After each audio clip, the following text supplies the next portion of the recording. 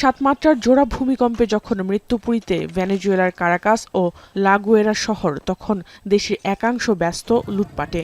যে যেভাবে পারছে দোকান, বাড়ি ও শপিং মল থেকে জিনিসপত্র সরিয়ে নিচ্ছে।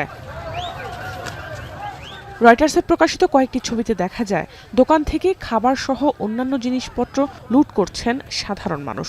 ফার্মেসি থেকে ঔষধ ও চিকিৎসা সরঞ্জাম নেয়ার বেলাতেও একই অবস্থা।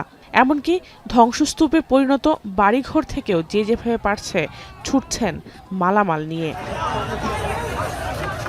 72 ঘন্টা ময়েশ্চার লক সমৃদ্ধ লিলি হুইপড শিয়া মিস্টিক গ্লোয়িং বডি ওয়াশ। শিয়া বাটারের গুডনেস স্কিন রিপেয়ার করে রাখে সফট ও গ্লোয়িং, ছড়িয়ে দেয় লং লাস্টিং ফ্রেগন্যান্স। চারদিকে আর্তনাদ ও মৃত্যু ভয় উপেক্ষা করেই এমন অমানবিক কাজ করে যাচ্ছেন অনেকে। বিধ্বস্ত শহরে আইন শৃঙ্খলা বাহিনীর উপস্থিতি না থাকায় এ ধরনের অপরাধমূলক কাজের সুযোগ পাচ্ছেন তারা।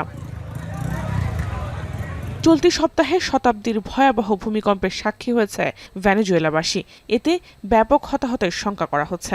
খোলা আকাশের নিচে রাত কাটাচ্ছেন হাজারো মানুষ। বিদেশি অনেক ত্রাণ সহায়তার খবর পাওয়া গেলেও আপাতত তাদের প্রয়োজনীয় খাবার ও অন্যান্য জিনিসপত্র নেই বললেই চলে। জীবন বাঁচাতে লুটপাটের পথ বেছে নিয়েছে বলে নিজেদের সাফাই গাইছেন ভেনেজুয়েলাবাসী। জাহানারা ভুইয়া, এখন বিশ্ব।